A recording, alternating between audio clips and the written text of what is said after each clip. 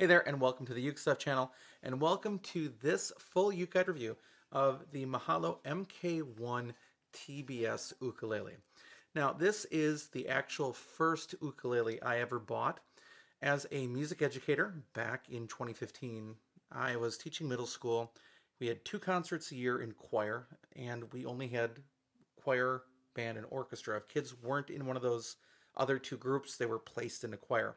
So I was dealing with a percentage of students that didn't really want to be there, and choir wasn't their thing, but they had to be there.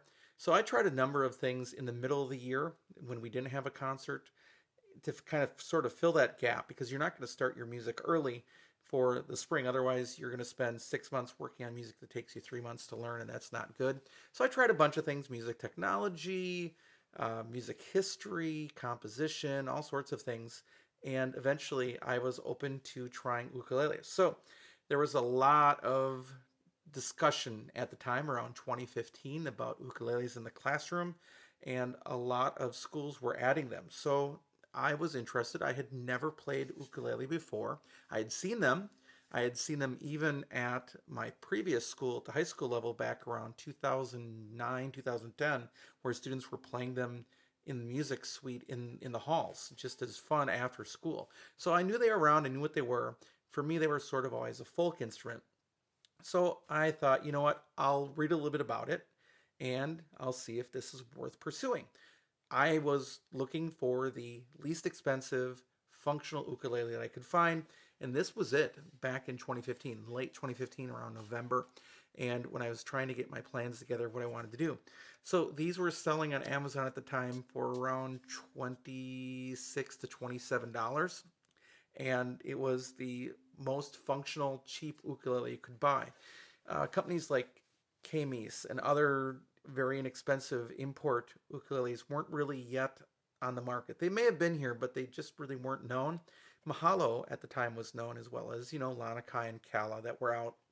This is even before Enya found its way, or Flight found its way, really into the American market.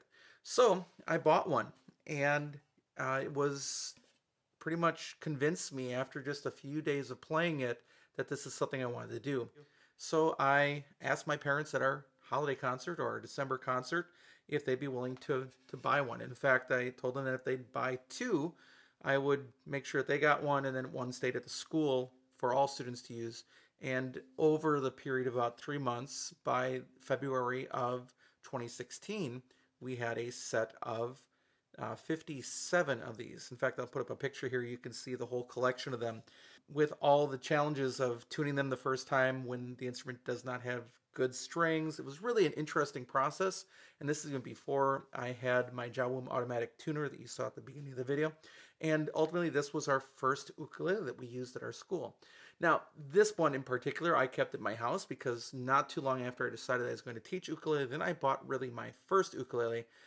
Kind of split between what I wanted to do. Originally, I thought about an Alvarez RU22C, but kind of fell back on the Macala MKCE because I thought that I might need to amplify.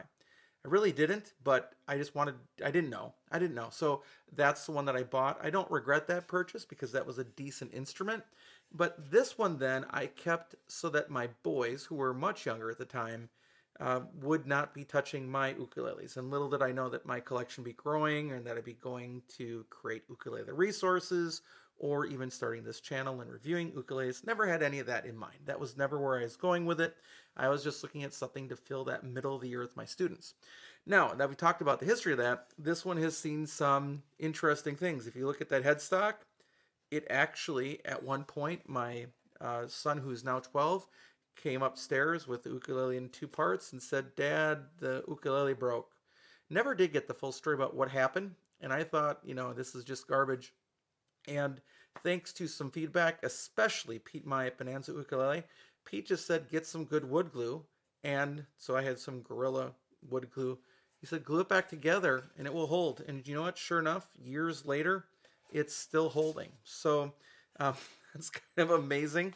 The boys no longer use this one. My 12-year-old is now in band and plays percussion. My 8-year-old, as you've seen in some other videos with me, does play ukulele a little bit and is interested in continuing that and has other instruments to use, such as my IRC Pineapple that I liked so much. He immediately adopted that and took it as his own.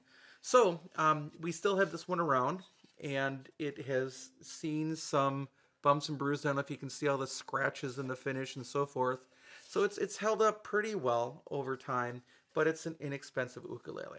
So what I'm going to do in this video is I'm going to talk about subjective issues with it that I look at with all instruments. Then I'll give you the specifications, and I'll come back with a summary and an overall rating for this instrument. All right, let's begin with the subjective issues. First of all, the cost. It is currently just under $30 and historically has been as low as $22, as you can see here from Keepa.com, a website that tracks prices, all the way up to about $43. I would never, ever pay $43 for this instrument, but that's what it's done since it has been on Amazon. And it shows that it goes back to early 2015 that it's been out there, and it has not been changed or revised at all in that time. Now, in terms of value, when I bought these, it seemed like a great value because it was the cheapest functional ukulele that I could buy for my school program. I don't think that's true anymore, but that said, at the time it seemed like a good value. Today, it's not a good value. Ultimately, it's the way that it's constructed, some of the problems that have occurred on some of them, the low quality strings that they use, the very, very non-existent gig bag that it comes with. It comes with a gig bag that's like super, super thin fabric. It's just not good. With all those things, it's not a good value. And then it really will need a setup. And we'll talk about that in playability. A setup is essential with these. They come so high, with action so high, that is so bad for a beginner. It's just the opposite of what you want for a beginner. Again, I've been doing this now for a while, and now I understand these things, but when I was first getting into it, I didn't. So really, the value here is not there. Even though $30 sounds inexpensive, I've seen better ukuleles, even at that $30 price point, for up to about $20 more, you can get a much, much better ukulele. Now let's talk about the build quality of it. As you'd expect, it's a very affordable ukulele, so the build quality is going to leave some things to be desired. So the main concerns, of course, are high action, so super high nut, super high saddle at the time. You are looking at a bridge, and on this one, I don't know if you'll be able to see it, but the bridge is not glued flat to the body, and there's a gap there. I don't think that's necessarily separating, but I also don't want to push my luck. It is screwed down into the bridge plate, so that could potentially help. But I have had, I think, 2 of these, for sure one, where the bridge actually completely ripped off of the instrument, and it just wasn't worth repairing at that point to keep it going. So, and then I think we also had one where the actual like wood here broke, and you could no longer keep a string on it. And both those cases, it really wasn't even worth the time to try to repair it and fix it. So the quality it's low quality. It's kind of what you'd expect. So what I do want to point out, though, is a couple things on the inside. So let's go take a look on the inside of the instrument. All right, let's take a look at the inside of the Mahalo. Okay, looking at the back, you can see the screws coming through the bridge plate. You can see the straight curving. Up there, you can see the brace across the top, horizontal brace. You can see that there is a tail block, so you could put in a strap button if you wanted. You can see some glue there, but the glue mess isn't really too bad. But you can tell it's a lower quality wood, lower quality construction, but it definitely works as an instrument. Now you can see a lot of the excess glue there on the bridge plate right up there if I get at the right angle there. All right, now let's take a look at the upper bout. All right, now we're looking at the upper bout. You can see some glue coming in off of that straight kerfing, some extra glue mess on the neck block there. The number 1 there.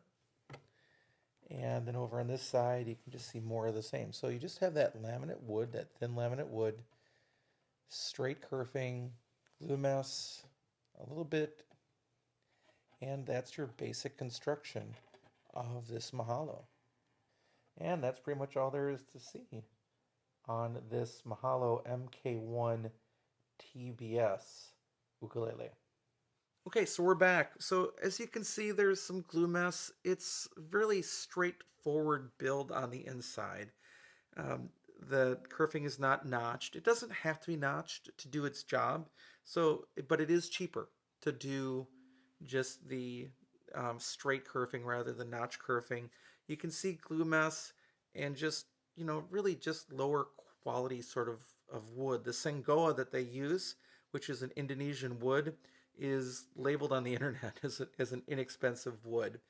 So the build quality it's on the lower end as you'd probably expect. Now what I will say is though is that the top is pretty thin and resonant for all that being said. So they do a nice job of actually kind of making an instrument that does resonate and does its job. This is totally functional as an instrument.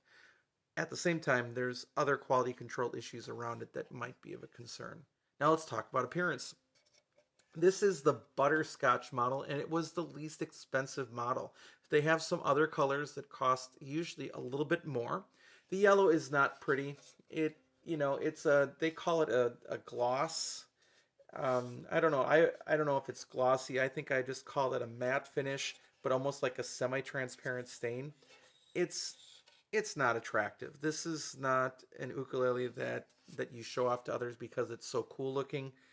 It is so unbelievably plain. So realistically, it's not a looker. Of course, when you have a big scar on the your headstock, that doesn't help it at all. And dents. I don't know if you can see the dents in the they're on this side. Let's see if I can get them in the light here, where your boys have dropped the neck or whatever. It's you know it's certainly not in any better shape today than it came. It's much worse shape, but still you can see not really a pretty ukulele at all. Now, if you want one of these, you can order one off of Amazon right away. I think they're also on eBay. Keepa said that they were only $22 on eBay, but then again, that may not factor in shipping. Now, in terms of playability, it is about a 35 millimeter nut, but the string spacing is narrower than usual, so it makes it a little bit harder to play. The action, as I've now said a couple times, is really high on these. This one I took down quite a bit, and I could probably still take it down more, but at that time when I was adjusting this one, it's been a while since I've had this one now. Again, it's my oldest ukulele that I purchased. I own older ukuleles, but this is the oldest one that I bought. This one has been with me the longest. At that time, I was only adjusting the saddle and not adjusting the nut. And we'll get into those measurements later, but the action at the nut is still way too high. And what that does is as you press down on a note like this, especially on like the first and second frets, if you press down too hard, you pull the instrument out of tune. And so just imagine with action like 4 millimeters at the 12th and more than 1 millimeter at the first fret, that's just not good for a beginner. And a beginner really needs an instrument that's set up well. This is why Mim at Mim's Ukes, who sells things like the Ohana SK10, their entry level Ohana, um, or entry level flights, or whatever model Mim might have, she will go and set up the instrument as well as she can, which is quite well. I mean, that's one of the things she's known about, even though by the time that she's probably done setting it up, there's probably very little profit in her pocket. Her time is worth more than the profit she's making on the instrument, but she's so committed to making sure that her customers, and especially knowing that those beginning players are going to benefit from that better playing experience. So, that's an issue when your action is so high. Now, what I will say also, though, is that the neck here actually has a pretty decent profile. You know, we talk a lot about this C-shaped neck, and this one more is like a D. It does have kind of a nice flatter profile on the neck. One of the things I learned from Lanakai and their series of videos is that if you have a joint like that in the neck, which is pretty common, you try to have that above the nut so that sound vibrations, which are generally picked up here at the soundboard, but if that joint is above the nut, that helps the vibrations go through the neck as well, rather than fighting the kind of mismatch grain in the joint and the glue in the neck in the middle of it underneath the nuts. So again, bargain ukulele, they're going to do some shortcuts to save costs on that. So the neck is generally pretty comfortable to play, even though the spacing is tight and the action is bad on every one that I've played. Now, how about sound quality? You heard the demos at the beginning of the video. It's not awful. It's you know, it's got some punch. It's got some soprano, you know, typical old timey.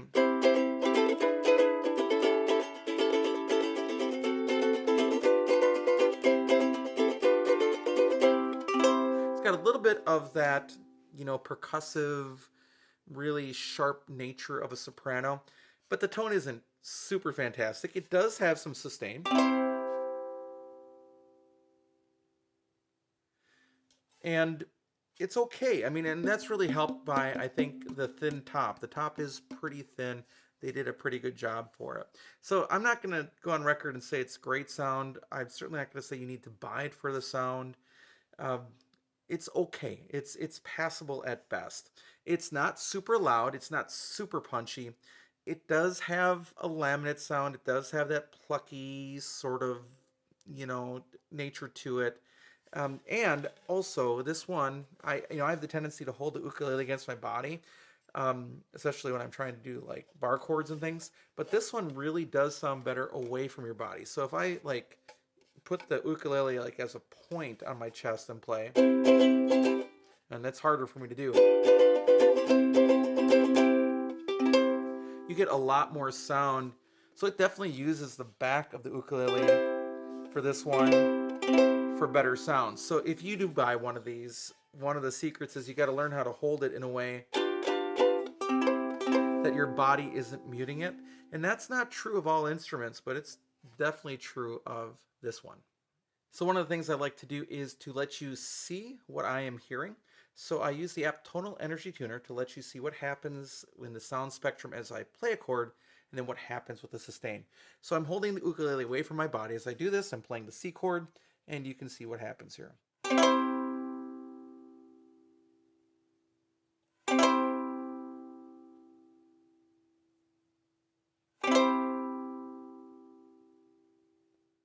Now, just for fun, I'm also going to hold it against my body now and let you hear how different this sounds.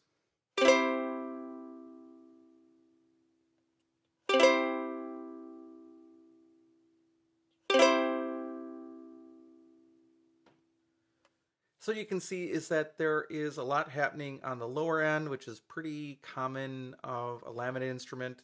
The overtones just really aren't there, which is okay. And there is some sustain. So again, not a bad sound, not the best sound, but I don't think I would buy this instrument for the sound. Now that we've talked about the subjective issues with the instrument, let's talk about the specifications. It is a soprano ukulele. The scale length is 13.625 inches from nut to saddle. There are 12 frets, like many standard soprano ukuleles, and there are side position markers on these plastic fretboard sort of bound edges. It's not really a bound edge, but they've got a sort of a plastic strip on the sides of the fretboard. There are no front position markers, and the body style is a traditional double bout ukulele. The soundboard is made of laminate Sengan, as is the back and sides. The fretboard and bridge are said to be mahogany. It's really a non-orangey color of mahogany being used for the fretboard in particular. The bridge is a slotted bridge. And I will remind you that I have seen a string rip through a bridge and rip off part of the bridge, making it non-usable. And I've also seen at least one bridge separate. I think I've seen it happen on two of these. And of course, this one is lifting on that side a little bit. It does not have a radius fretboard, as you'd probably expect, and the nut and saddle are ABS plastic. It is not a compensated saddle, and the finish, they call it a gloss, but I'm just going to call it a semi-transparent, almost like a glossy stain, more than it's really just a pure gloss finish. The overall length is 20.375 inches from tip to tail, and it only weighs 9.2 ounces. The tuner type is an open gear tuner, and they actually do say Mahalo on them. It looks like they are also in need of some oil, which is not surprising at this point. The gears are the copper part of the gears are looking rather dark at this point. The action at the first fret is 1.0 millimeter, and the action at the 12th fret is 2.75 millimeter, but you can't take that as an example of every one of these. Why? Because I have lowered this saddle a lot. It used to be much, much higher, and the action was incredibly higher. I think I need to go back and do that again and do some work on the nut side of it that I used to not do. So I think that's pretty much the next step for me. But just so you know, if you buy one of these, expect really high action. The nut width is 34.62 millimeters, which is getting close to 35 millimeters, so generally just round up. And the spacing between strings is really pretty tight. At the first fret, it's only 8.37 millimeters between each string and only 27.90 millimeters G to A. So that's really tight. As that sort of string spacing goes. A person with large hands would probably not like that spacing very much. And the depth of the instrument at the third fret is 21.53 millimeters. And quite honestly, one of the more positive natures of this instrument, although you do have that joint there, the shaping is really a comfortable shape, at least on that side, on the upper end of the ukulele, which is where most people will be playing this particular instrument. All right, so let's summarize the instrument. This again is the Mahalo MK1tbs. It's their butterscotch colored, low cost Kahiko series soprano ukulele that comes with a very, very light gig bag. I ended up buying this one and then 57 others for a school program, and they served their purpose for about a year until we replaced them. And we replaced them with concert instruments. At the time, we replaced them with caramel instruments. Today, I would replace them with other instruments. I'd probably do it with the Flight Kids. And if I had an unlimited budget, I might look at the outdoor ukulele. For school environments, I'm big into durable instruments that do not have wooden fretboards. I just dealt with sharp fret ends on this one again. I live in Wisconsin and teach in Minnesota, where the humidity inside of many of our homes and definitely our schools that aren't climate controlled is underneath 30%. So you do get sharp fret ends with the wooden fretboard. So no, I would not buy these again. I would go another route than that. So again, I would go with the Flight Kids would be my number one choice. And again, if I had unlimited funds, I'd go with outdoor ukulele. That's where I would go. So otherwise, it has served its purpose. I adopted this so my kids would keep their hands off of my own ukuleles, and it did that, even to the point of sacrificing itself with this headstock splitting in half. Does it work as an ukulele? Sure. Is it worth $30?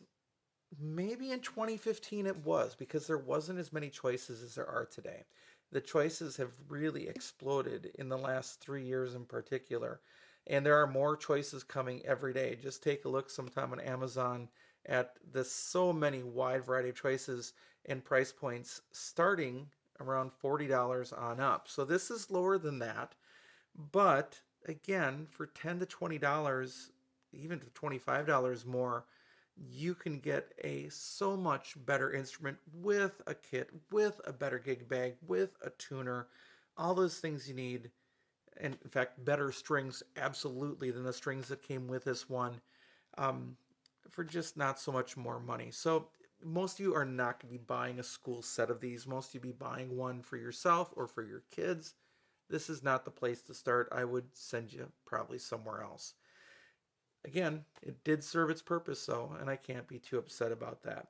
So what I do is I give every ukulele a rating, and you are welcome to disagree with that rating. You can raise that rating for yourself, lower that rating for yourself. I'm just giving you my opinion. And on this one, I would give it 2.5 out of 5 ukuleles. It's about halfway there. There are some things that would need to be changed to make this go up to the next level. Um, Most importantly, really, are some durability and construction issues. The sound isn't bad, but you're just not getting the value that maybe it once offered because the market has passed it by. All right, so thanks for joining me on this very long-winded review of a entry-level ukulele, the Mahalo MK1tbs in Mahalo's Kahiko series. I hope you're having a great day, and I'll be back soon with some more Uke stuff for you.